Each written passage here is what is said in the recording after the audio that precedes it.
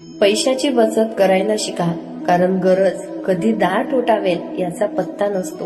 आज हातात पैसा आहे म्हणून उद्याची चिंता टाळता येते. कमवलेला प्रत्येक रुपया हा फक्त खर्चासाठी नसून सुरक्षितेसाठीही असतो.